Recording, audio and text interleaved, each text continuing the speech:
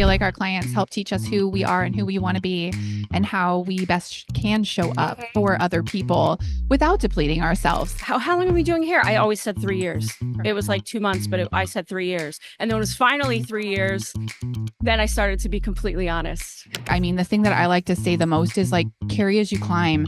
And you can't do that if you don't have accountability. And once you get to a certain level, you have to seek out that accountability. Yes. Like it's not just available for you all the time. Like we have to lean on each other for that.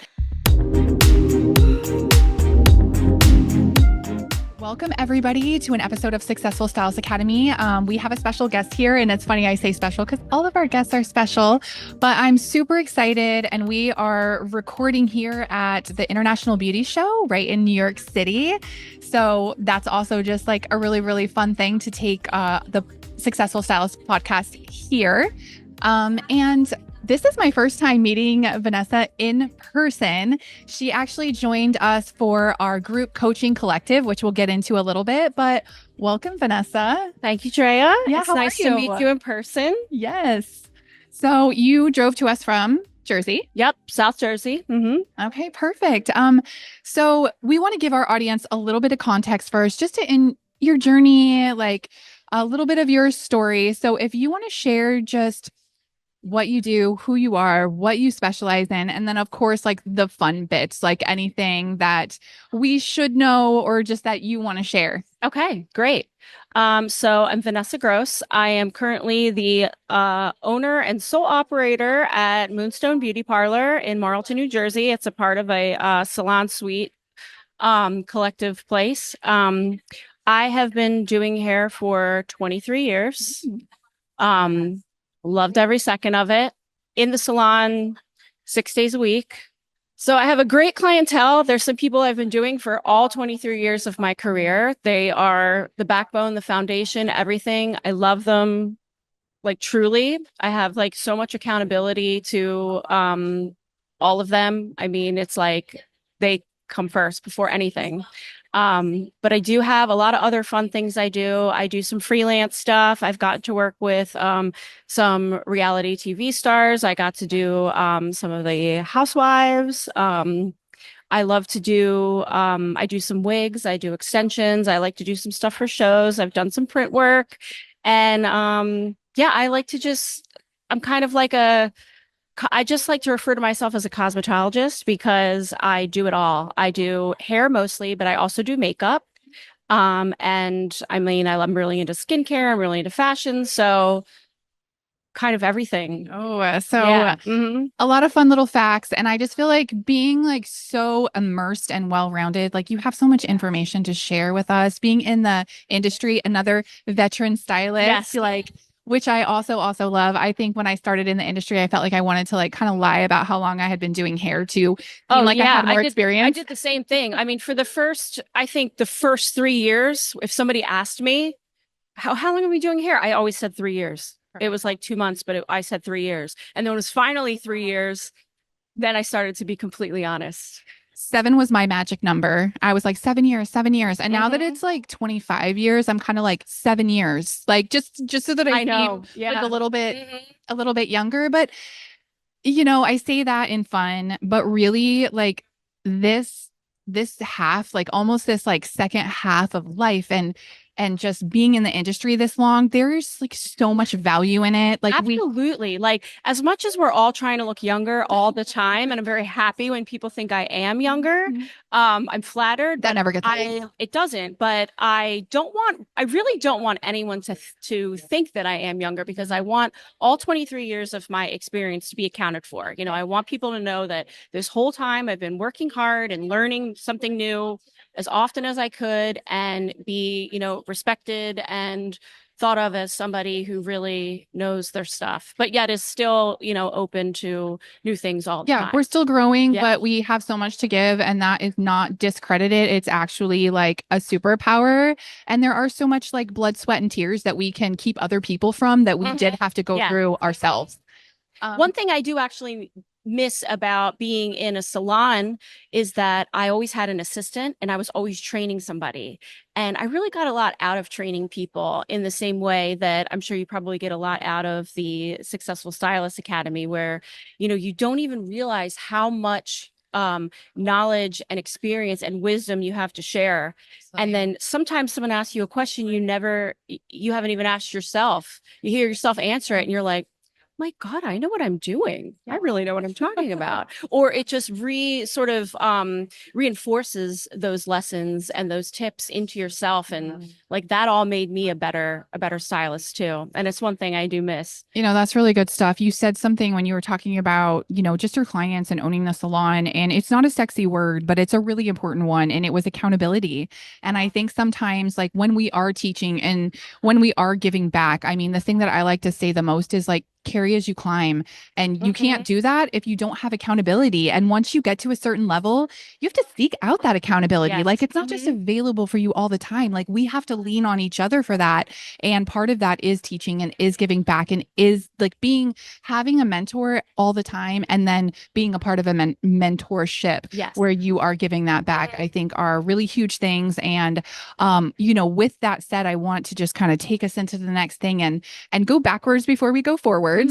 And what I mean by that is you joined us at Successful Stylist Academy. Yes. That's how we met you through our 6-session group coaching collective. And you were a huge part of that. You were very interactive. We loved having you. Oh, thank you. I loved being there. I loved it. It was at a crucial time for you. I don't really want to crucial speak for you, but it was like a time of growth. It was a time of transition for you. So I want you, if you could, before we move into that, what happened with some of that growth and transition, can you share a little bit about just like your experience with us and just some of your takeaways with the group coaching collective at Successful Stylist Academy? Yes. It was the most it was one of those things where like you're just like there's got to be somebody up there looking out for me, because it couldn't have come at a better time.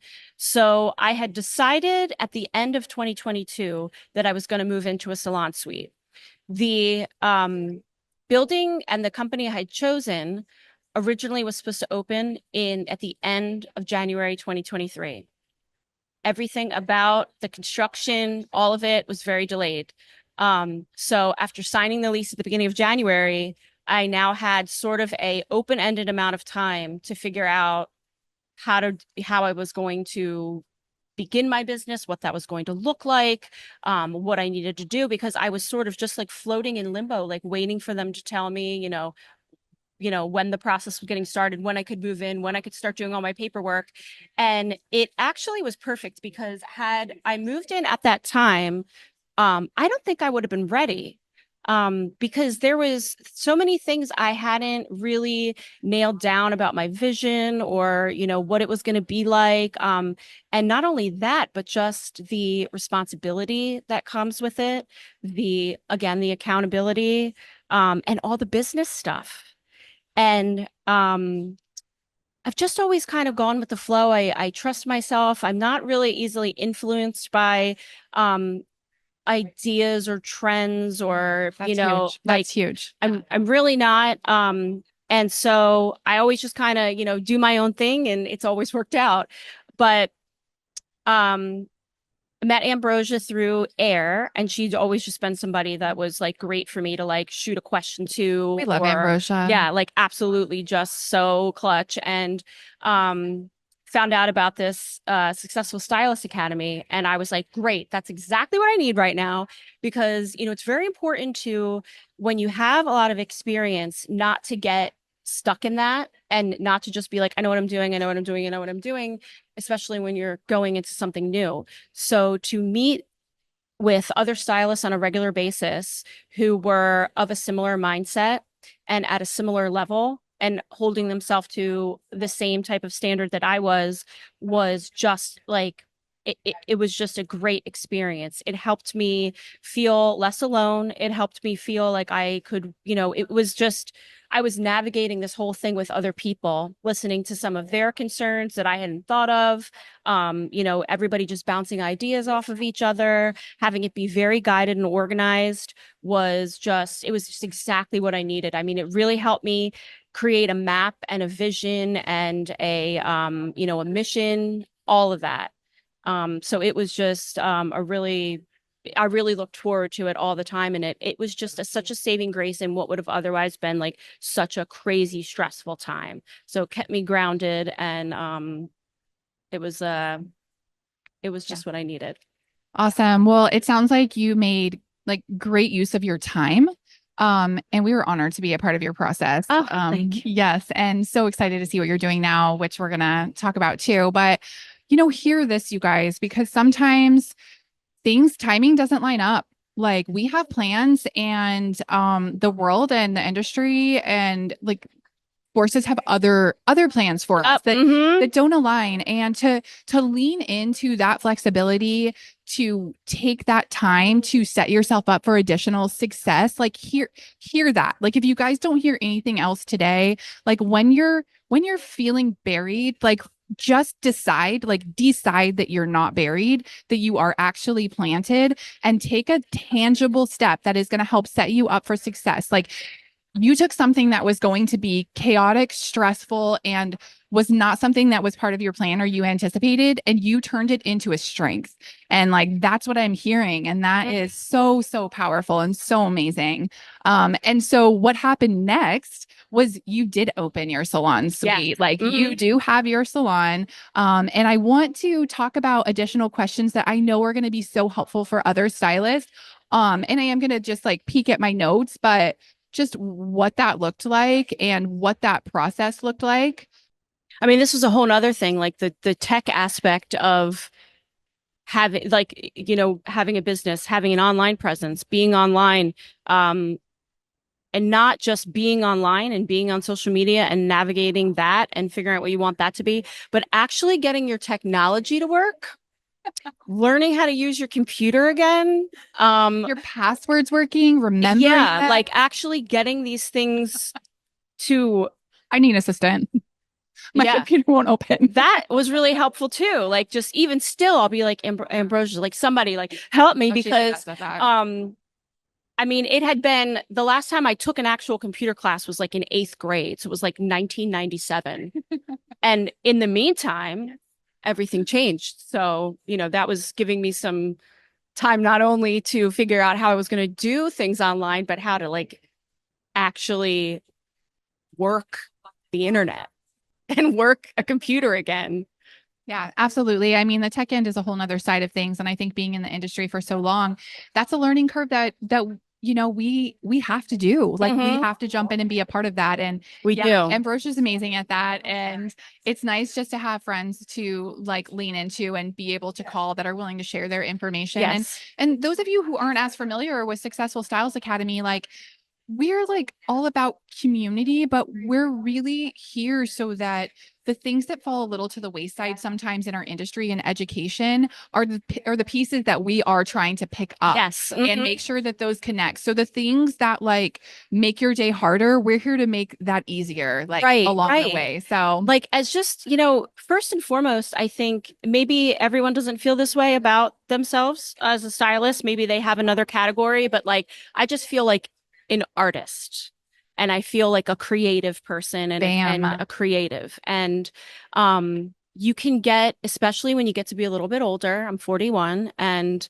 you can get very intimidated by new things that you don't understand. But really, it's a whole nother creative endeavor to get into just the inner workings of technology and navigating all of this stuff and figuring it all out and setting it all up. Like it's just another branch on your creative tree to be able to now do all of this too. I never want to be a person that's like, I don't do this, I don't do that, I'm not doing that. Remain open and to make the decision that I'm going to be very open and I keep saying open, but it really is just like a wide open mind, like no closets, just a big empty place to be filled with all this knowledge and all these things and all these tools. And technology is another one of those things. And if you are a person that's just like, nope, I don't do that. I don't do the computer. I don't do any of that. I think you're kind of cutting off something that could really be big for you. Mindset matters, people. Just Absolutely. like be Mindset scared and do matters. it anyways, and help find your people that are like willing to come alongside you and help you with that, because there are people that will do that. Right.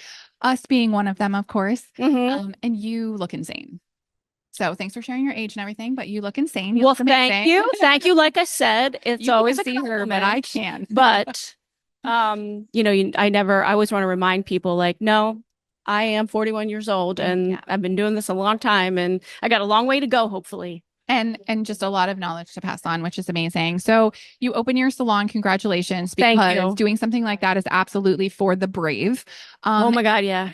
What like a few questions on that. And first of all, just what drove you, and like, instead of, there's no wrong way about it, and we're all different, and everything's going to work different for each person and for the season of life that we're in, but what drove and inspired you specifically to want to take on this endeavor? Well, I think well, first of all, the salon that I left was the one I was in for 17 years. So it was a great group of women, few men sprinkled in there, in a nice town with, I had a wonderful boss. She was a really good leader, and um, I I'm the oldest in my family. I'm the big sister. I tend to fall into a big sister role pretty much wherever I go.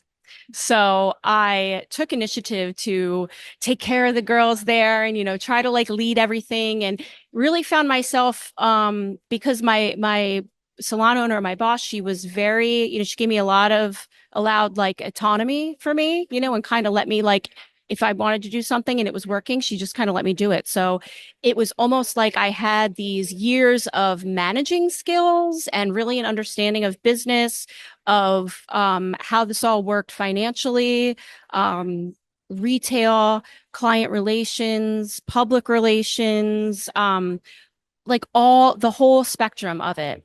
And then the big like bang moment that I think was a big bang for all of us was COVID. The big deal. The big deal. Yes. So COVID changed some things. I think we all had to adjust how we worked, how we operated, when we worked, if we could work together or not.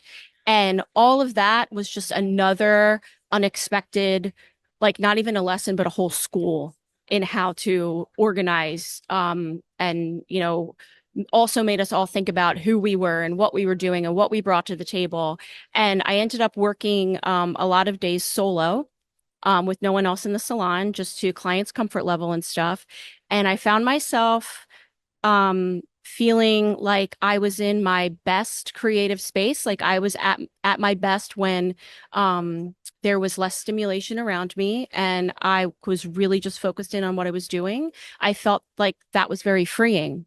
So that planted the seed, and I started thinking like, I hadn't imagined moving on from that salon until then.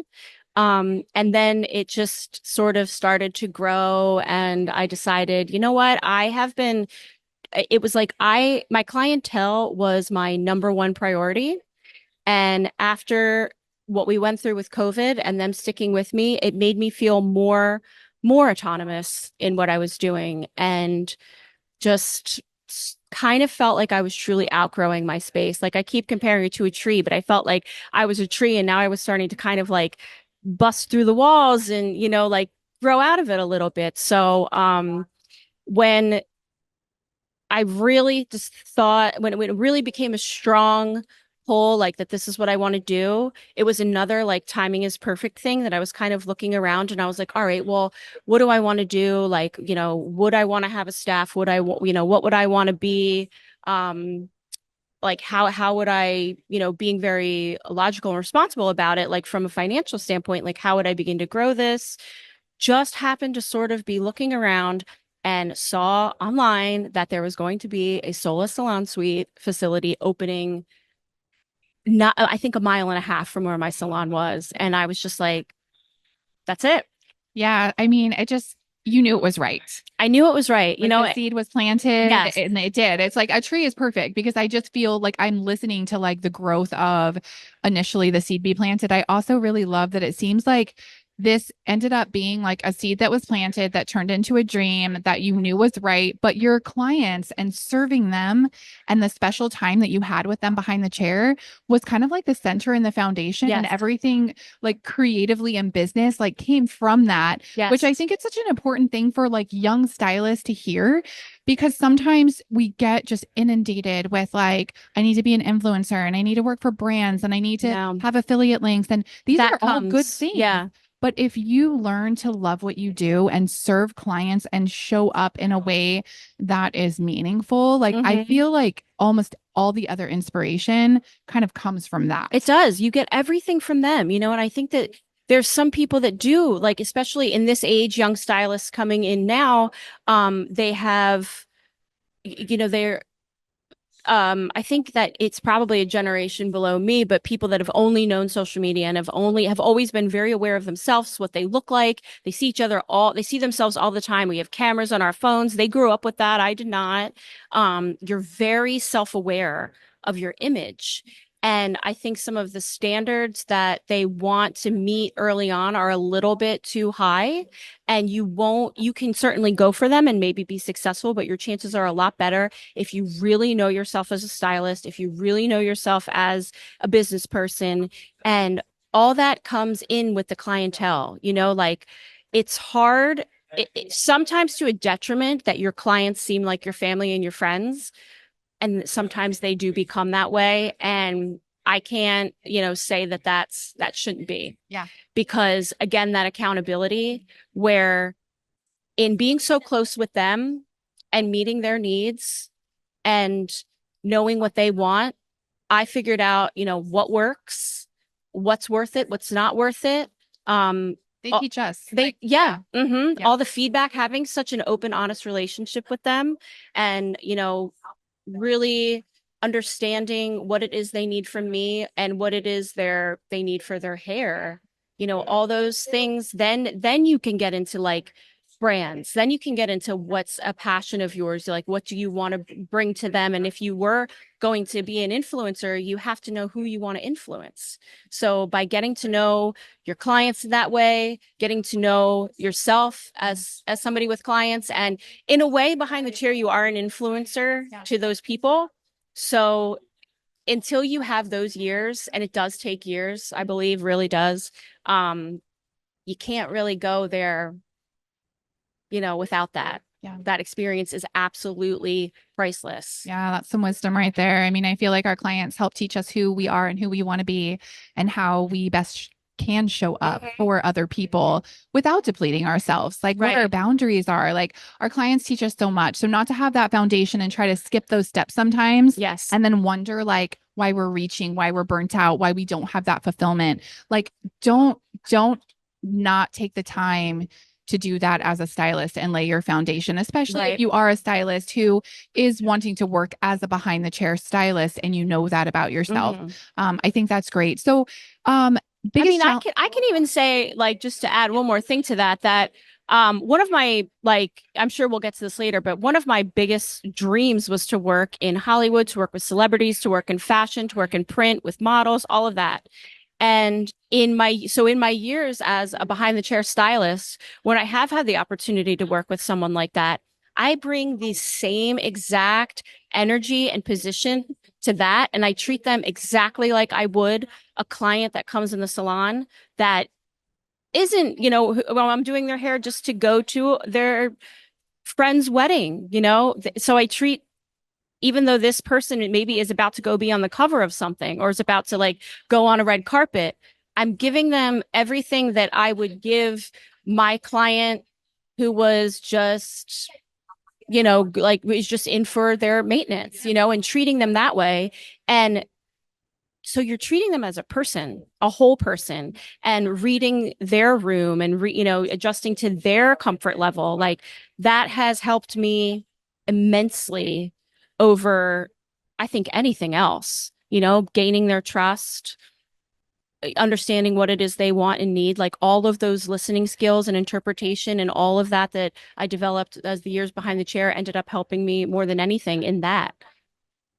That care and communication, I mean, that really goes a long way. It's not wasted in anywhere, in any chair, in any platform, in any way that you're working with any other human being doing hair. Like those are skills that are always going to be appreciated. It's going to turn just an interaction into an experience. I feel like celebrity clientele, which is, I've worked with minimal, but I think they appreciate that. Like, I think they just do want to be too. treated Yeah. like any other person would be treated and cared for the same as any other person would be cared for.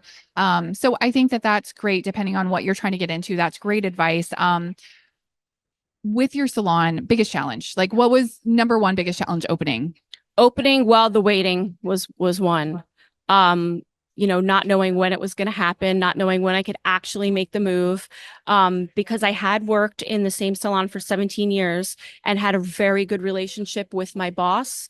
The only thing that gave me any anxiety about leaving was telling her, because I wasn't leaving in anger. I wasn't leaving because I hated her and I hated the place, or because we had a fight or anything like that. I was simply growing out of it. And the thing that made my stomach hurt every day was, when am I going to tell her? What am I going to say? What am I going to do? How's she going to react? That was, like, to be honest, the biggest challenge. Did it go okay? It went amazing. So when I told her, I still didn't know when I was leaving. Like, I still did not know when I was going to be able to go. This whole process, like, spoiler alert, took 9 months. The construction was delayed 9 months. So I was going to work every day, like acting the same way I always acted, being the same person, trying to be open and honest with everybody. But I felt like I had this secret and when the secret came out, it was going to hurt people. And that was killing me. So I was so excited to move on and so excited to get started, but that part was absolutely killing me. So, there was just one day, I didn't open until August, but one day in May, she was talking about like moving some furniture around and doing some different things with the salon. And at that moment, I was like, I have to tell her today. I have to tell her today. So we ended up, I said, I'm like, what are you doing later? Like, you want to go out tonight? You want to go to drink? It's been a while. And she was like, yeah, sure. Yeah, that's great. Let's do it. Ready to get sad? Yeah. I'm like, let's do it. So, or she was like all about it. So we went out and we talked about some other stuff and a couple other wins that we've each had recently. And then she was like, part of me was so worried about going out tonight because I thought that you were maybe going to tell me you were quitting. And I was like, well, I was like, I don't want to call it quitting. Bartender. Yeah. Like, let's not use that word. And I just was honest. I was like, look, I'm going to go into a salon suite. I can't tell you when because I don't know when, but I want to go in peace. I want this to go, as I know this is going to be a big interruption for your salon and your business, which I respect and love and owe a lot to. So, what I want to tell you now, even though I don't know when I'm leaving, what can I do and how can we do this in the best way possible so that both of our transitions are as smooth as they can possibly be? And I think that because I was so transparent and honest with her and gave her such a heads up, that she she really appreciated that. And that helped calm any bit of animosity she might have developed from it. Yeah. Instead of, oftentimes when you're a stylist leaving a salon, you got to be real clandestine and you have to say, today's my last day. I'm done. And pack up your stuff. And leave. And it's like very hard to leave in peace. That was spiritually, emotionally, just so important to me to do. I did not want to have any bad energy going into my new space. And I really wanted to let her know how grateful I was for the opportunity to grow, because she helped water me all those years. So we had a great conversation. We both cried. She was certainly disappointed, but I give her a lot of credit because she said, like, I'm really proud of you and I'm happy for you.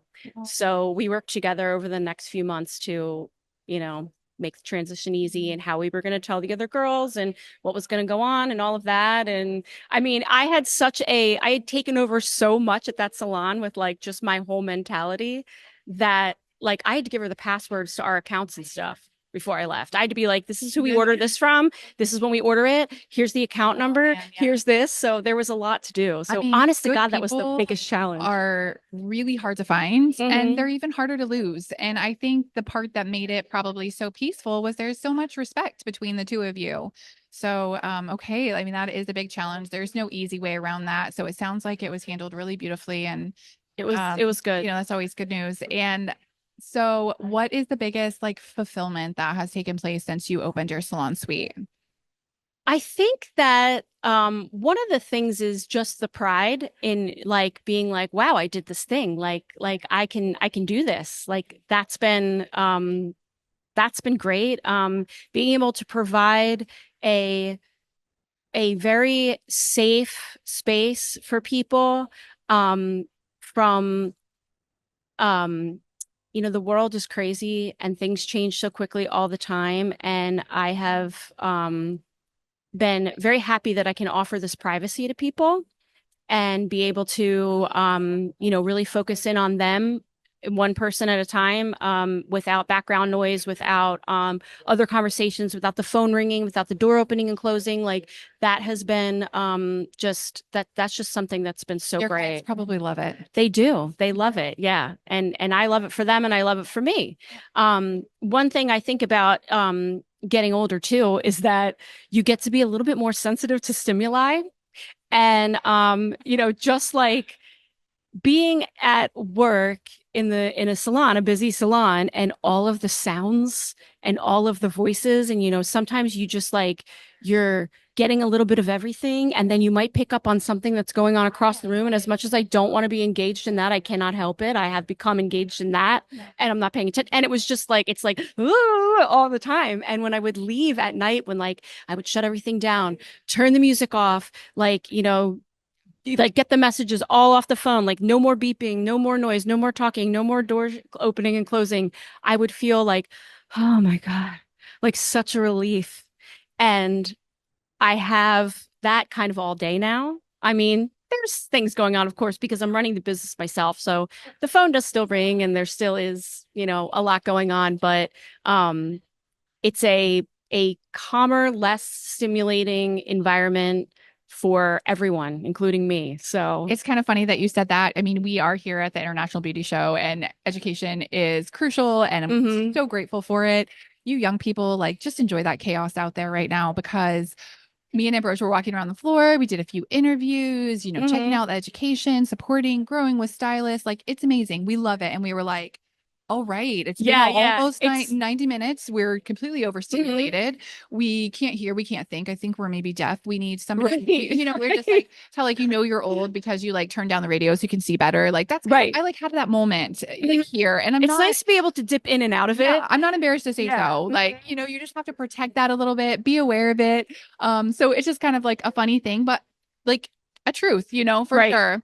And a lot of us stylists, like we're artistic people, but we're pretty goal oriented too. And we get caught up in hopefully being present, but on the next thing, of course, what's next? What's like another goal that you're, you know, on the horizon? Well, so many of, I think just across the board, no matter what you do, whether it's professionally, personally, spiritually, a lot of your growth comes out of discomfort.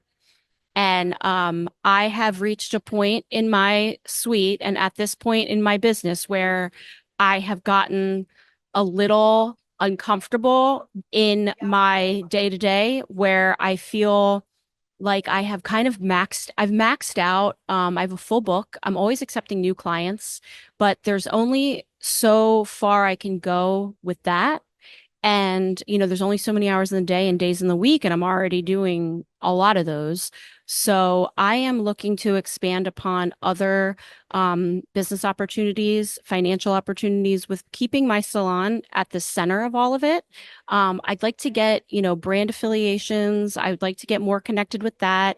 I haven't really entertained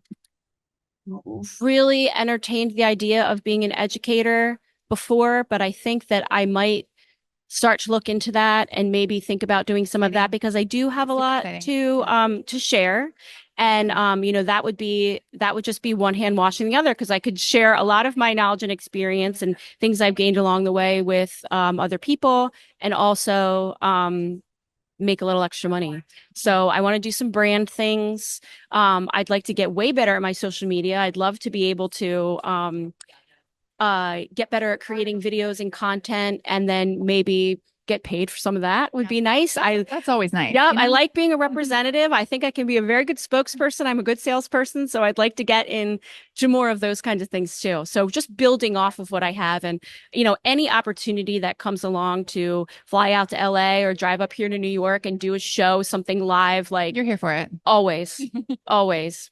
Well, we're excited to see like what happens, for you next, and are really grateful to be here and a part of your journey. And, you have been a very integral part of my journey. So thank you so much for all of that. Yes.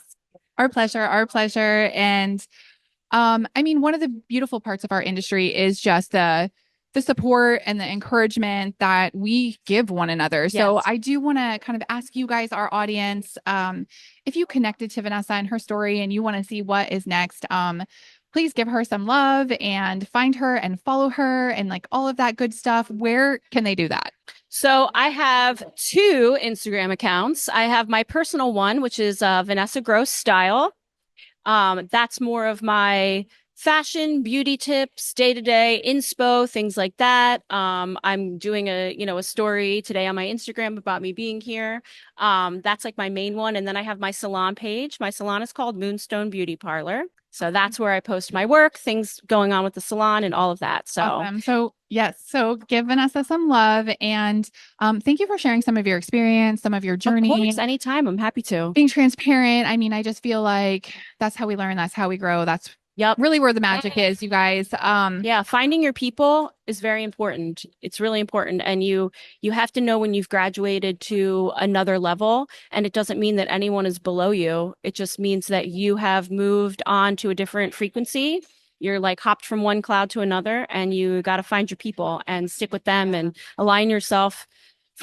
Surround yourself with people that are aligned with your values, with your goals, where you're going, all of those things. And that's like just the most important thing. Don't get stuck in the mud. Just always rise above. Very, very well said. Thank you for being here today. Of course. Thank you for having me. Yes. Until next time, friends. So we want to encourage you and empower you. That's what we're here for, to dream big, set goals, and take action.